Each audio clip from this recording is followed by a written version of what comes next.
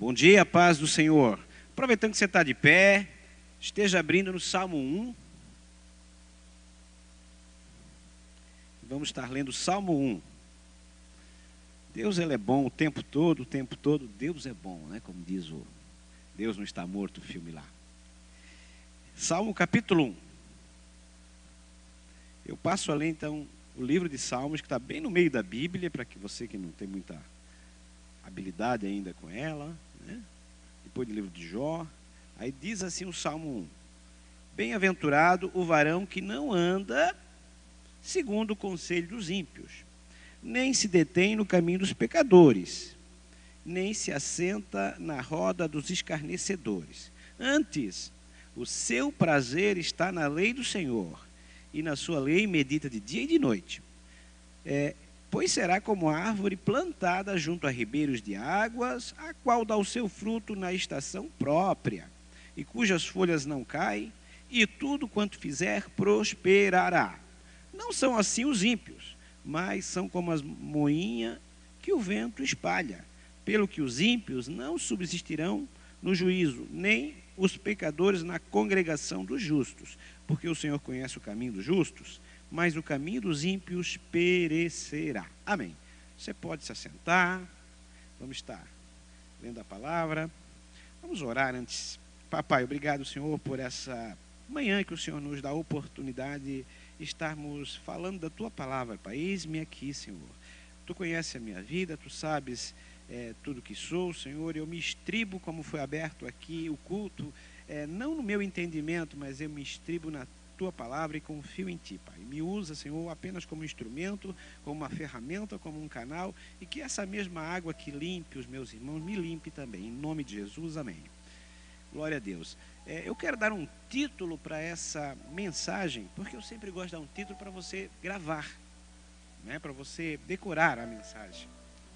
E essa mensagem, eu escrevi ela já há um tempo atrás, só que eu nunca preguei, né? Escrevi ela lá, e eu quero que você olhe para alguém do teu lado e diga assim, ó: palha ou árvore? Quem você é? Palha ou árvore? Quem você é? Nós vamos entender no final da mensagem se nós somos palha ou se nós somos árvore. Porque aqui está falando de palha e de árvore. É óbvio que não está falando da palha e da árvore literal. Ele está falando de dois tipos de pessoas na visão de Deus. Uma pessoa como uma árvore e uma pessoa como uma palha. A gente vai ver algumas diferenças e nós vamos nos autoavaliarmos e vamos entender quem somos. Eu sempre amo ler salmos, porque os salmos, eles são em número de 150, 73 dos salmos foram escritos por Davi, um homem segundo o seu coração, o coração de Deus. 12 foram escritos por Asaf, um grande levita. Foram 10 pelos filhos de Corá, uma tribo de levitas lá que adorava o Senhor. 2 por Salomão, 1 por Etã, 1 por Emã, 1 por Moisés. O Salmo 90, por exemplo, foi escrito por Moisés. E outros 50 salmos são anônimos. Não diz quem escreveu, mas certamente foram homens inspirados pelo Espírito Santo. Então, os salmos, para você ter uma ideia, ele tem o maior capítulo da Bíblia, que é o Salmo 119, com 176 versículos. Ele tem o menor capítulo da Bíblia, que é o Salmo 117, com apenas 2 versículos. E ele tem o versículo central da Bíblia, que é o Salmo 118. O Salmo 118 tem 594 livros, capítulos antes, e 594 capítulos depois. E tem o versículo central da Bíblia, que é o Salmo 118:8, que diz assim, ó: é melhor confiar no Senhor do que nos homens. Bem o que o Silvio abriu aqui o nosso culto hoje. Então, quando eu olho para Salmos, Salmos são os livros, são o inário de Israel. Israel sempre, nas suas festas, nas suas peregrinações, eles adoravam a Deus com salmos. E hoje, quando você ouve os nossos louvores, muitos dos louvores, aliás, praticamente todos, né, são baseados na palavra, mas muitos deles são baseados nos salmos. Tem alguns salmos que a gente conhece, são mais conhecidos, como o Salmo 23, né? Que o Senhor é meu pastor e nada me faltará. O Salmo 91, né? E outros salmos, Salmo 139, alguns salmos são mais conhecidos. O próprio Salmo 1 são bem conhecidos. Mas quando eu imagino os salmistas pegando um papel e uma caneta, na verdade, lá num pergaminho, lá que eles, com tinta, né, que eles faziam na época, lá de papiro. E eles diziam: Espírito Santo, você me deu algo, e eu vou escrever. E hoje não é diferente. Quando eu escrevo uma pregação, quando o músico vem aqui e escreve uma música, o que é isso?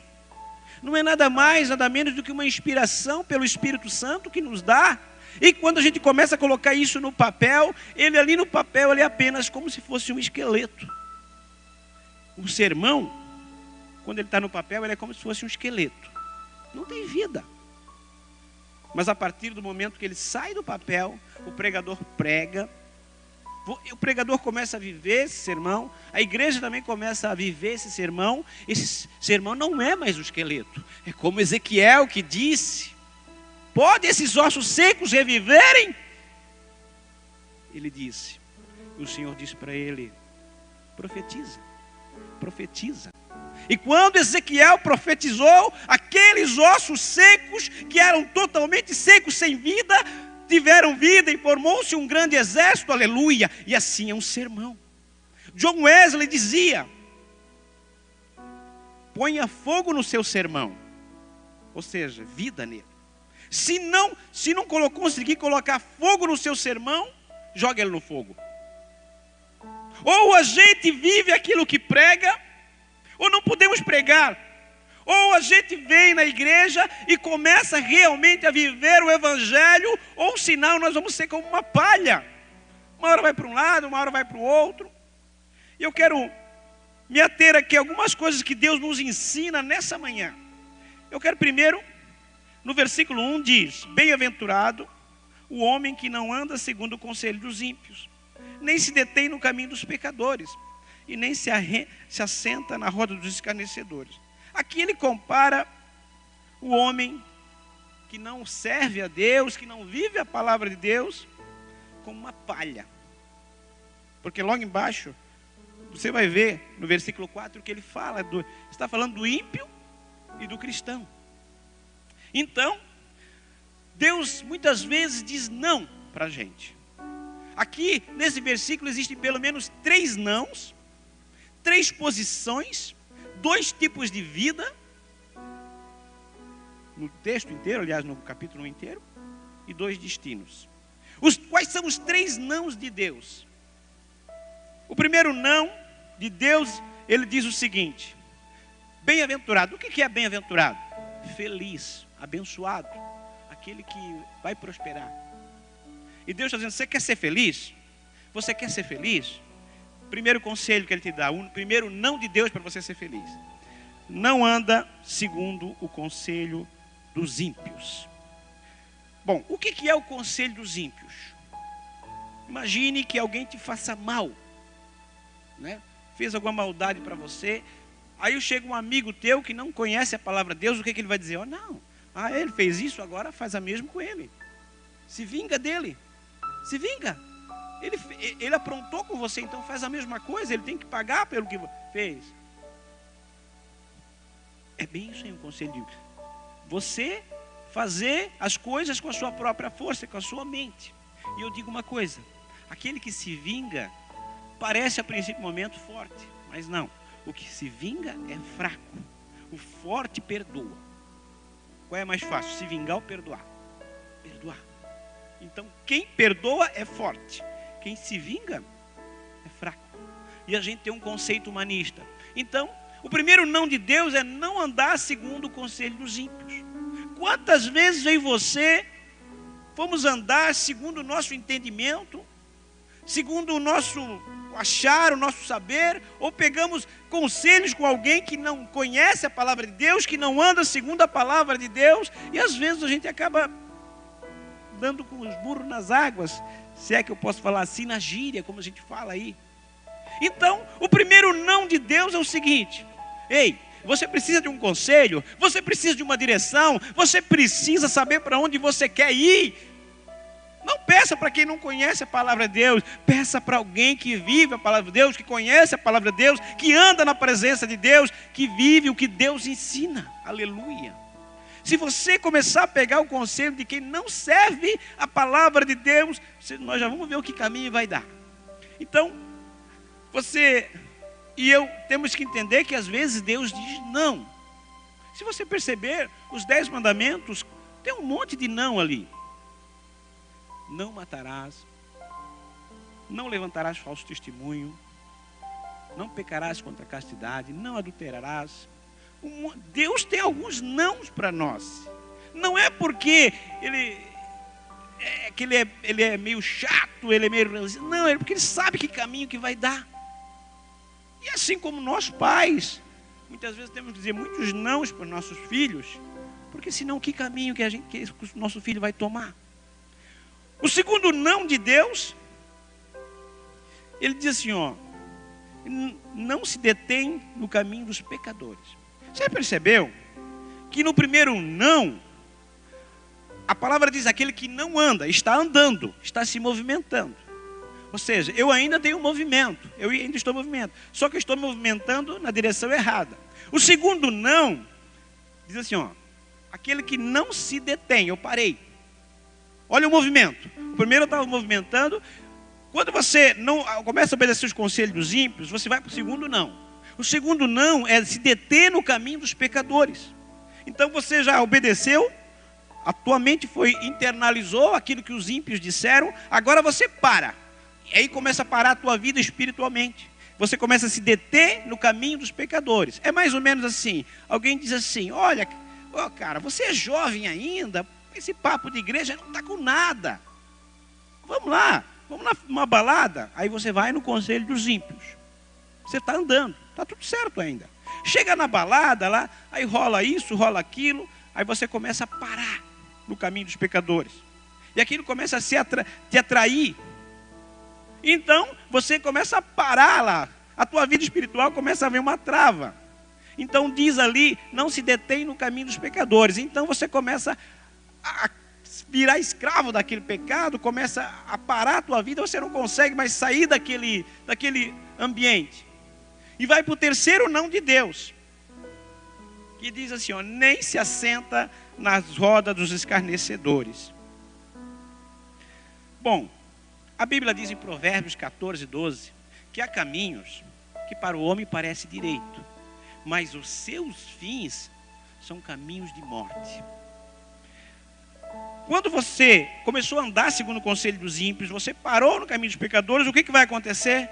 Você vai se assentar na roda dos escarnecedores. Você andou, parou, agora você diz, aqui é o meu lugar. É mais ou menos isso que vai acontecendo. Olha a direção, o que faz uma direção errada, o que faz um conselho errado, você acaba sentando nas rodas dos escarnecedores. E quem senta é porque quer escutar, aqui diz, aqui é o meu lugar, agora eu vou descansar aqui. Então, você começa a sentar na roda daqueles que começam a falar, os escarnecedores, aqueles são os zombadores, aquele que ri de todo mundo, que acha tudo engraçado, que leva a vida de qualquer jeito, que fala mal do governo, fala mal da família, fala mal da esposa, dos filhos. Ou seja, ali é só papo que não é bom. Papo que não vai edificar, vai destruir. E é por isso que quando a gente está nesse nível de sentar na roda dos escarnecedores, significa que a gente já acha que o pecado é normal. Aí quando a gente acha que o pecado é normal, o pecado já vira iniquidade. Quando uma sociedade, ela se acostuma com a iniquidade, aonde diz que o casamento pode ser de qualquer maneira, não precisa ser entre homem e mulher, aonde diz que é normal, antes de casar, as pessoas viverem junto. Quando a sociedade se acostuma com essas coisas, é preciso rever os conceitos, queridos. Aqui eu estou falando com muito temor do Senhor, porque nós precisamos de uma igreja que fala a verdade, que prega a verdade, que vive a verdade e que anda na verdade. Porque se eu não falar isso, se os pregadores não falar isso, nós teremos que dar conta no dia de juízo, porque nós precisamos pregar o que é a verdade, não é o que é normal. Pode ter muita coisa normal, pode ser normal isso, normal aquilo, mas o normal não quer dizer que é o certo. O normal é mais ou menos dizer aquilo que todo mundo faz. O que todo mundo faz pode ser normal, mas o que é o certo é o que a palavra de Deus diz para mim e para a sua vida, aleluia. Oh, Rabaxamandacais.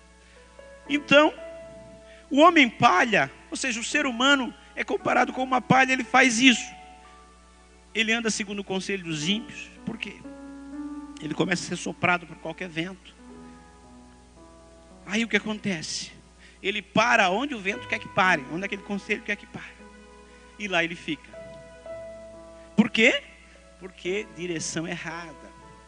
Mas a Bíblia também fala que o homem, no versículo 2, tem um outro tipo de homem na visão de Deus, o ser humano. O primeiro é o homem que parece uma palha, que é levado para tudo quanto é canto.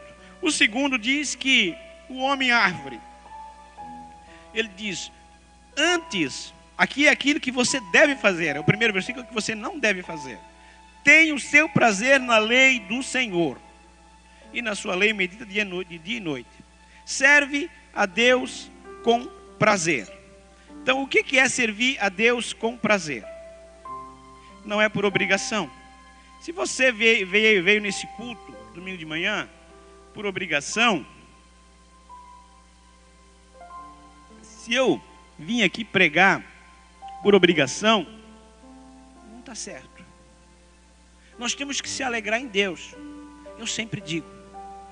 Você só vai me ouvir, se você vir aqui, você vai me ouvir falar muitas vezes isso.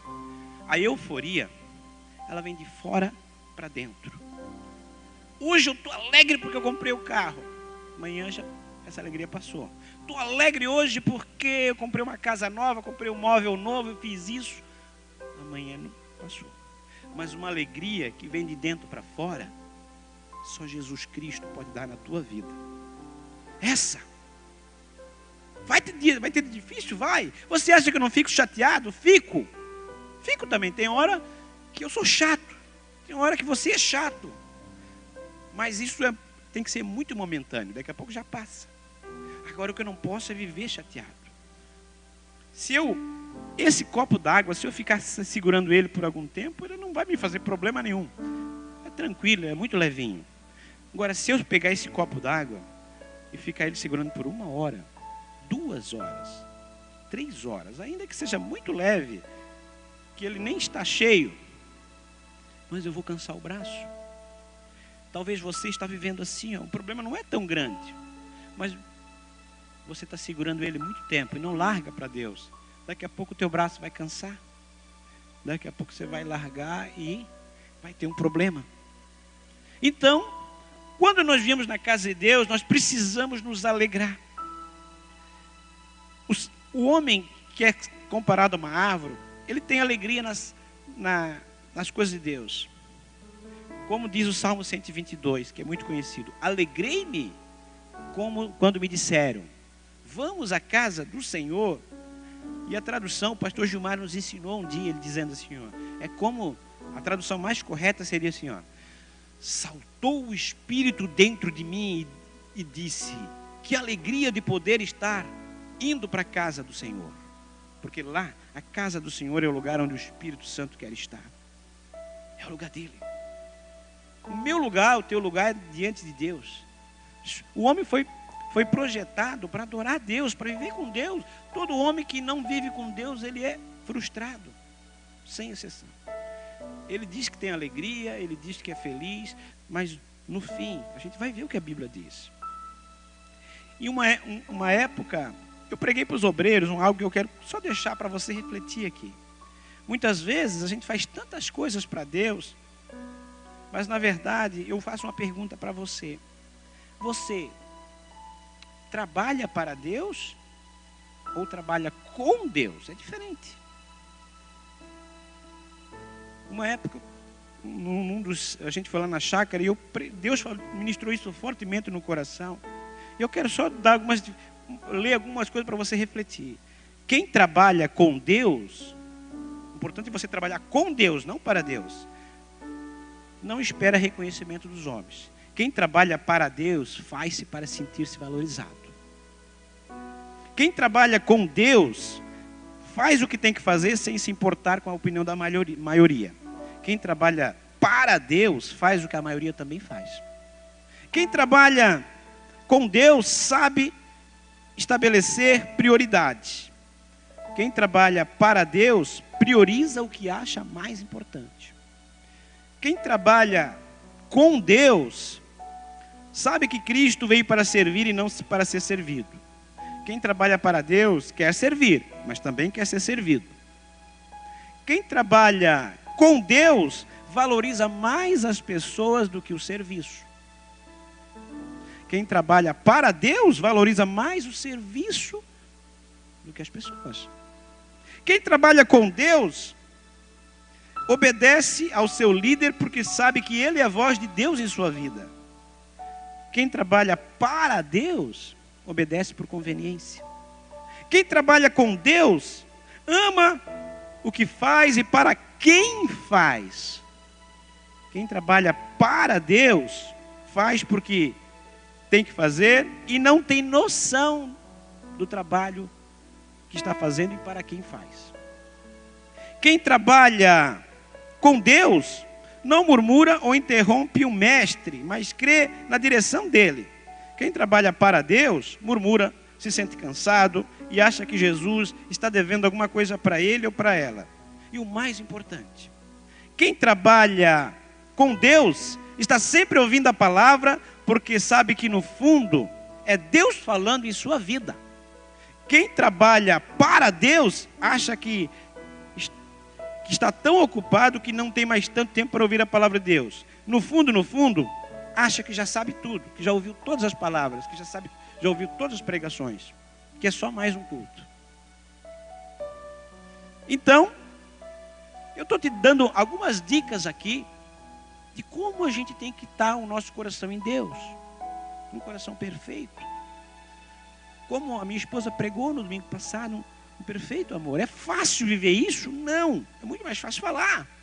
Mas, quando a gente começa a colocar o nosso coração na obra, já não é mais a gente que vive, mas é Cristo que vive em nós. Então, o homem árvore, o homem que é comparado a uma árvore, primeiro ele serve a Deus com prazer, não é obrigação. Eu tenho que levantar domingo de manhã para ir, já levanto todo dia cedo. Você acha, fala sério, agora eu vou dizer uma coisa para você. Imagine que você fosse Deus. A única maneira de a gente entender uma outra pessoa é se colocando no lugar dela. Imagine que você fosse Deus, um Deus que sabe todas as coisas. Aí você chega, levanta de manhã, vou no culto hoje porque senão depois não tem que ir da noite. Vai levantar cedo todo dia, já trabalha a semana toda. Agora eu vou traduzir isso para você, para mim e para você. O que Deus está dizendo? Para o trabalho, ele levanta. E para mim, como é que está o coração dele para me servir? Queridos, eu estou querendo ensinar vocês e me ensinar a mim também. Se você quer prosperidade, você quer bênção de Deus, são pequenas coisas que vão fazer diferença. Não são grandes coisas. Começa subindo uma escada por degraus, por primeiro. 1 degrau, 2 degraus. Quando a gente começa a mudar a nossa mentalidade, muda toda a vida. Então, por isso que o versículo 2 desse salmo diz que ele serve a Deus com prazer e medita continuamente na palavra de Deus. Para meditar, precisa ler a palavra de Deus. Se medita, aprende. Se aprende, conhece. Se conhece verdadeiramente, não erra. Se não erra, acerta. E se acerta, anda em vitória. E ele diz aqui que medita dia e de noite, no tempo bom, no tempo ruim. Ou seja, ele conhece as promessas. Ele sabe que quando Deus diz lá o diabo vem e diz assim: ei, você é um pecador.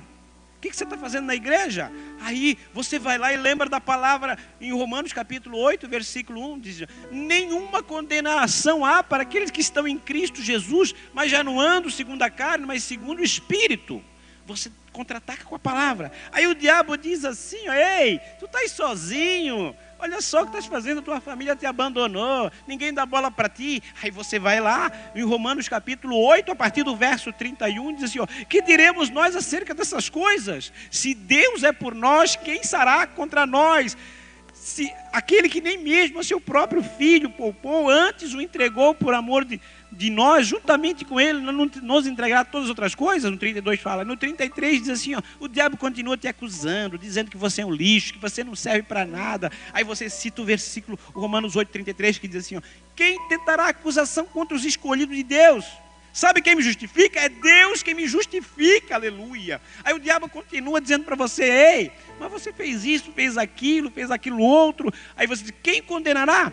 Foi Cristo que morreu, ou antes ressuscitou, por amor de todos nós, por amor de todos nós, e intercede à direita do Pai, por nós. Então, ei, você tem um advogado no céu, aleluia. Você tem um advogado na terra, que é o Espírito Santo. A tua causa está ganha, aleluia. Aí você diz: mas parece que eu não sinto mais o amor de Deus. Aí o Deus responde para você na palavra, diz: ó, quem nos separará do amor de Cristo?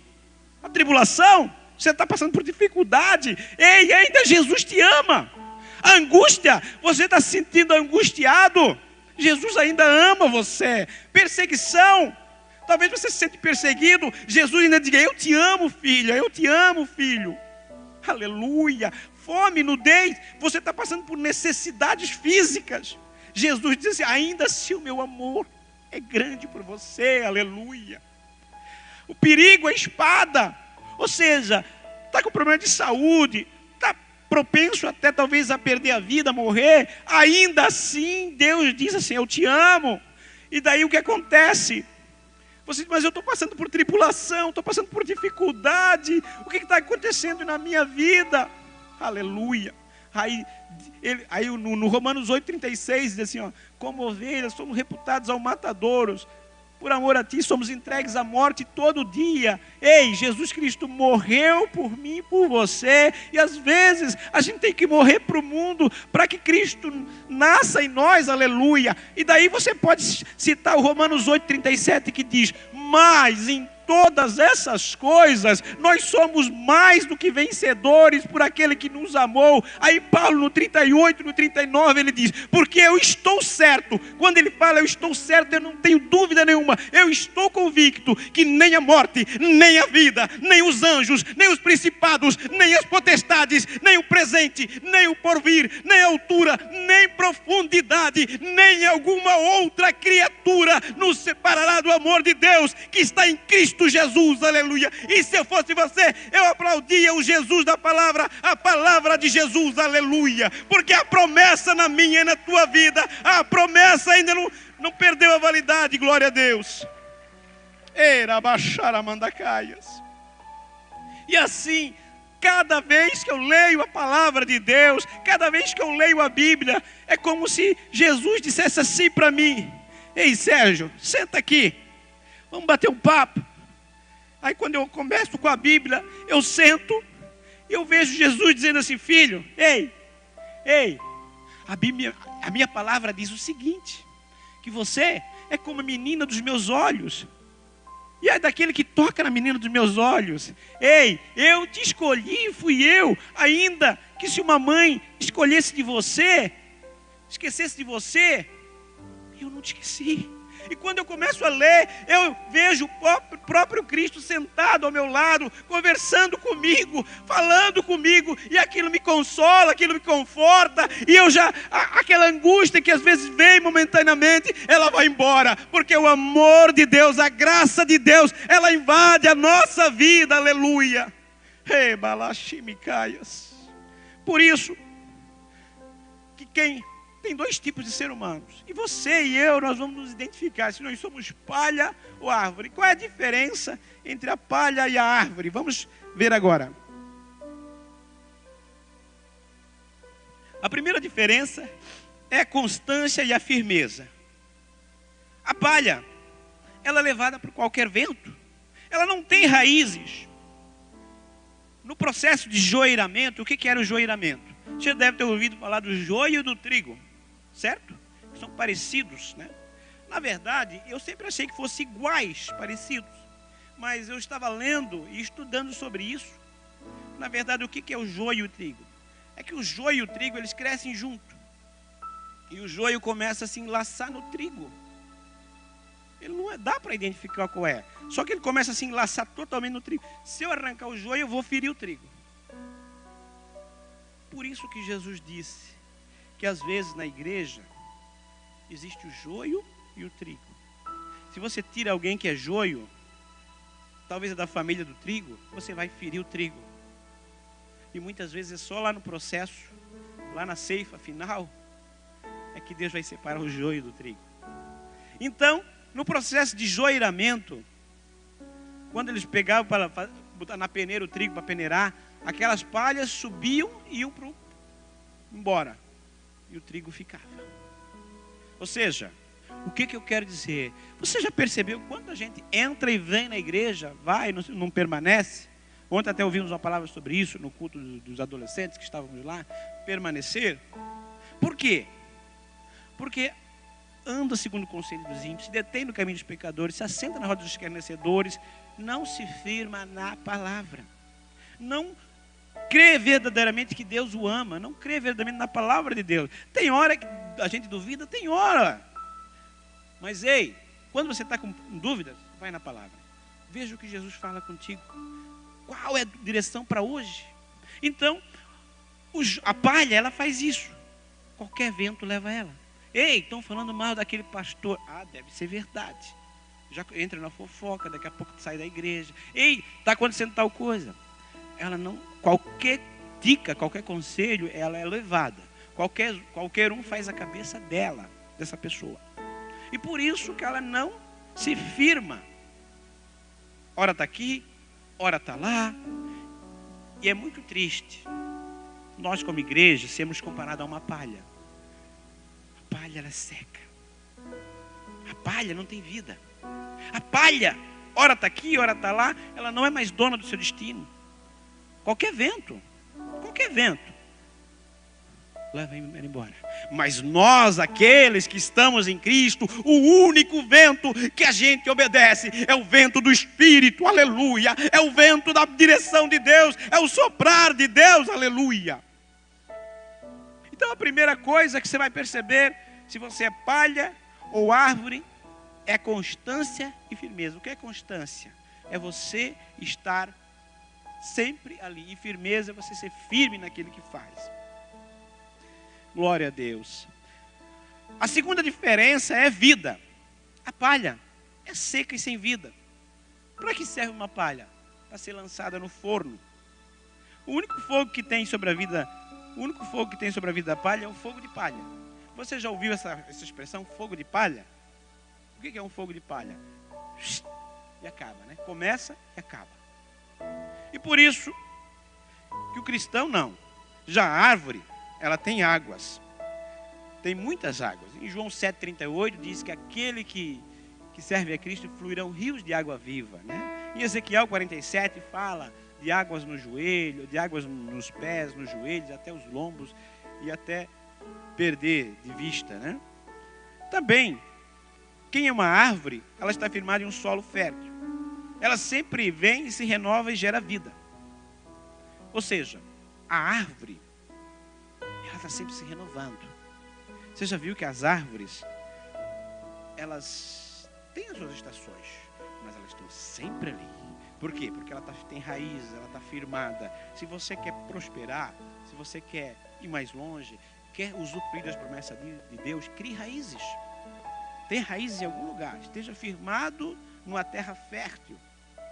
Por isso que o salmista diz, né, no versículo 3 ali, ó, ele será como árvore plantada à beira de ribeiros. Água significa o Espírito Santo, cujas folhas não caem. Significa que pode vir o vento? Pode vir a tribulação? Pode. Mas ele não vai se abalar. Ele vai ficar. Que dá o fruto na estação própria. Ou seja, tem um tempo para as promessas de Deus cumprir na tua vida. Se você souber esperar o tempo, vai acontecer. Mas o problema é a nossa ansiedade. A gente não espera o tempo de Deus na nossa vida. Não é verdade? Quando você planta uma jabuticaba, quanto tempo em média ela leva? A não ser aquelas que já vem nascendo. Mas são 15 anos para uma jabuticaba dar fruto.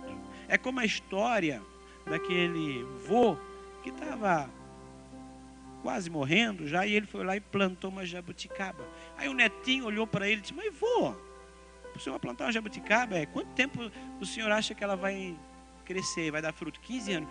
Mas vô, o senhor, quando essa jabuticaba der fruto, o senhor talvez não esteja mais aqui. Mas eu não planto para mim, eu planto para minha geração. Ei, você, o que está fazendo, talvez você veja parte, mas outra parte que você está fazendo aqui na igreja, a tua geração vai colher. Os teus filhos serão abençoados. Toda a tua geração será mudada pelo que você está fazendo hoje. Então, quando nós semeamos, nós não semeamos a nível temporário apenas, nós semeamos a nível celestial. E a nossa colheita, a nossa semente, pode ser agora, mas a nossa colheita vai se alongar por longos anos, aleluia. Então, a primeira diferença, constância e firmeza. A segunda diferença, vida. A terceira, vitórias verdadeiras. O ímpio, que significa palha, pode ter algumas vitórias aparentes, mas o seu fim é amargo. Ou seja, às vezes a gente olha para o ímpio, parece que ele está prosperando, que ele passeia, que ele faz tudo certo. Mas se você vivesse internamente o que ele vive, a gente vê. Eu conheço alguns empresários que têm tudo para ser feliz, têm dinheiro, são bem-sucedidos. E quando a gente vai conversar com eles só têm dinheiro. Eles são tão pobres que só têm dinheiro. É por quê? Porque falta o dono da felicidade. Então, já o justo, a árvore, tem vitórias verdadeiras. Pode até parecer que o outro está melhor, mas o tempo vai mostrar quem é que está de pé, quem que permanece de pé. A Bíblia diz que o justo pode cair 7 vezes, mas em todas se levantará, o Senhor o levantará. Às vezes, é o momento que parece que você cai. E quando fala de 7, significa da plenitude de Deus. Significa que Deus, ele é pleno o suficiente para te consertar. E a última é a promessa. O ímpio, infelizmente, não tem promessa para si, mas juízo. Porque a Bíblia diz aqui nesse mesmo Salmo 1, assim, ó: pelo que os ímpios não subsistirão no dia do juízo. Vai ter um dia de juízo. E aquele que não serve a Deus vai ter que pagar por isso. E nem os pecadores na congregação dos justos. Muitas vezes a gente fica com pena que algumas pessoas saem da igreja, mas são elas mesmas que não aguentam a santidade de Deus. Às vezes, algumas coisas querem viver a sua vida. Por isso que muitos não aguentam na congregação de justos. Então, o ímpio, ele atrai juízo para você. E o nosso dever, sim, é sempre orar por todo mundo. Só que a gente tem que respeitar o livre-arbítrio. Tem pessoas que não querem, nunca vão servir a Deus. Talvez pela misericórdia, na hora da morte, a gente vai lá, ora, ela aceita Jesus e Jesus leva. Porque se Jesus curar, ela volta para a vida antiga. Já tive alguns exemplos assim, de pessoas que a gente vai e servia a Deus e caía, servia a Deus e caía, servia a Deus e caía. E aí quando chega no momento, Deus prepara todas as coisas para essa pessoa ir com o Senhor. Ei, porque lá no céu diz que o mesmo Deus, o mesmo Jesus que morreu por mim e por você, um dia ele vai chegar no teu olho e diz que ele mesmo enxugará toda a lágrima. Você já imaginou o dedo de Jesus dizendo assim, ó: ei, eu vi o teu choro, eu vi que você sofreu, eu sei o que você passou, mas vem cá, olha o carinho do mestre, deixa eu limpar, e te dar aquele abraço. E isso, a promessa para a gente. Nós temos promessas aqui na terra e promessa no céu. Por isso que a Bíblia diz que nós somos mais do que vencedores. Aleluia. Glória a Deus. Então, queridos, quem você é? palha ou árvore? Diante do que a gente ouviu hoje, quem nós somos? Você pode dizer para você mesmo, eu não posso. Será que você é uma palha ou uma árvore? O que é a palha? Como é que está a vida da palha? Qualquer vento leva, qualquer coisa desanima, qualquer coisa tira a paz, qualquer coisa você tá hoje aqui, amanhã está lá, uma hora está no lugar, outra hora está no lugar, nunca está contente em lugar nenhum, porque qualquer vento você vai ser levado para onde o vento levar. Você segue a direção dos ímpios, conselho dos ímpios, você se detém nos caminhos dos pecadores, você se assenta na roda dos escarnecedores, quando percebeu já está falando que não deveria. Mas o ímpio, o justo não, o justo, ele tem prazer em estar na lei do Senhor, fazer as coisas de Deus e medita na palavra. E daí, por isso que ele vai ter constância e firmeza, ele vai ter vida, ele vai ter promessa, tudo isso. Eu quero que você se coloque de pé. Aleluia. Eu não sei como é que está a tua vida hoje. Eu não vou pedir para você vir para frente. Mas essa palavra falou fortemente comigo essa semana. E às vezes tem hora que a gente parece que é uma árvore frondosa, que está dando fruto, que tem água do lado, que as folhas não caem, que dá fruto na estação própria. Mas tem hora na nossa vida que a gente diz, meu, será que eu não sou uma palha? Tem hora que acontece uma coisinha aqui, uma coisinha ali. Parece que aquele vento da tribulação vem na nossa vida e quer te levar para um lado, quer te levar para o outro. Talvez até derrube algumas folhas da tua árvore. Talvez até possa derrubar. Mas talvez até encurve você. Deixa você para um lado, para o outro. Mas uma coisa eu quero dizer para você. Aquele vento, quando você se dobra, você sabe por que uma árvore não quebra muitas vezes? Porque ela se dobra. Porque se ela não se dobrar, ela quebra. O Moresco, que trabalhou muitos anos no zoobotânico, deve entender muito disso. Então o que acontece? Se a árvore se dobra, o vento passa, ela se humilha e vai embora. E se ela quer ficar muito forte, confiar nela, ela vai ser quebrada pelo vento. O que eu quero te desafiar nessa manhã é fazer uma autoavaliação. Será que você não é uma palha ou uma árvore? Como é que está a tua vida? Que conselhos você está seguindo? Você está dando conselho do ímpio ou está tentando seguindo a palavra de Deus? Onde você está parando? Qual é o caminho que você está parando para com as tuas conversas? Onde você está sentando com os escarnecedores ou com aqueles que servem a Deus? Ou talvez você está meditando na palavra de Deus, está buscando a Deus. Eu não sei como é que você está. Eu quero orar por você, eu quero que você feche seus olhos. Eu quero estar sensível à direção do Espírito Santo.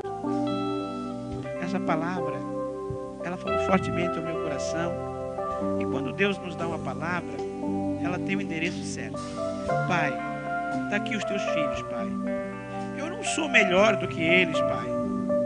Eu também preciso dessa palavra, Pai. Eu preciso ser limpo pela palavra, Pai.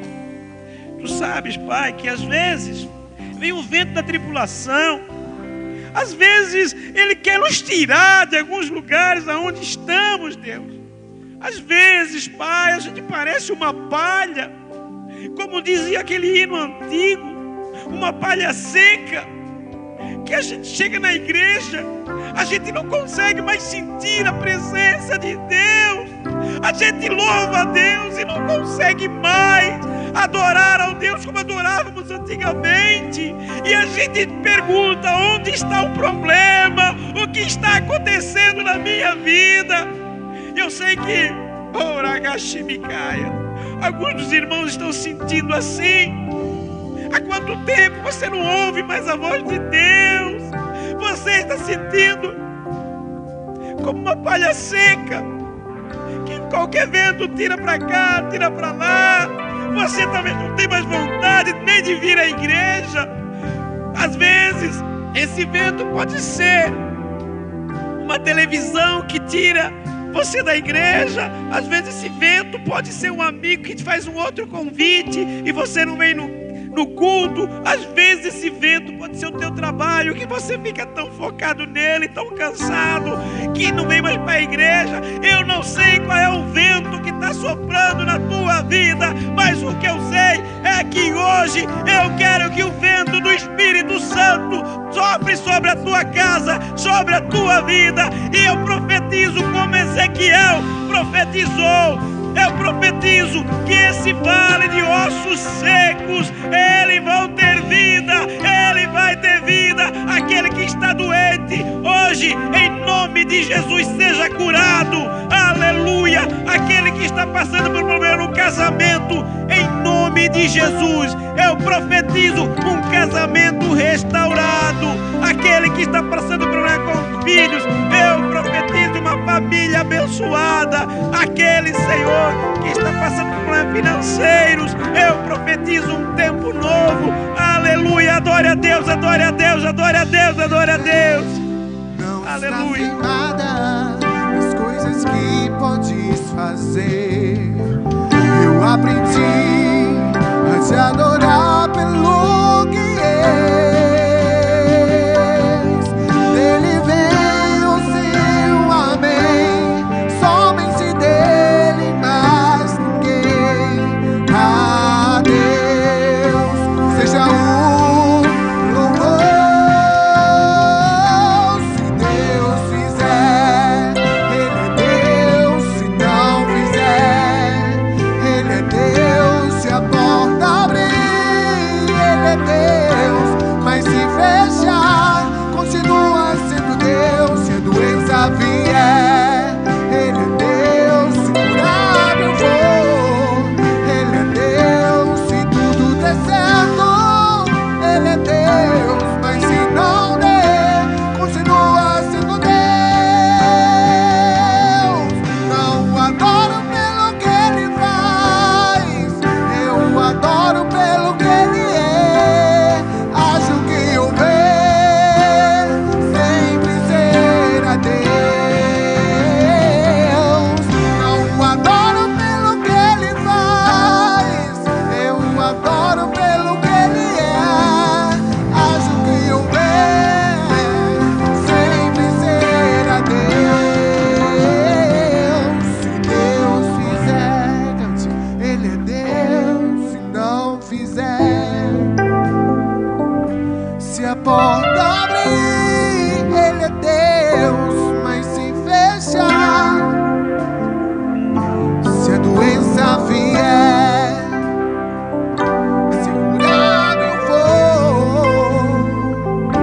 Se tudo der certo, Ele é Deus. Mas se não der, continua sendo Deus. Se Deus fizer, Ele é Deus. Se não fizer, Ele é Deus. Se a porta abrir, Ele é Deus. Mas se fechar, continua sendo Deus. Se a doença vier, Ele é Deus. Se curar eu vou, Ele é Deus. Se tudo der certo, Ele é Deus. Mas se não der, continua sendo Deus.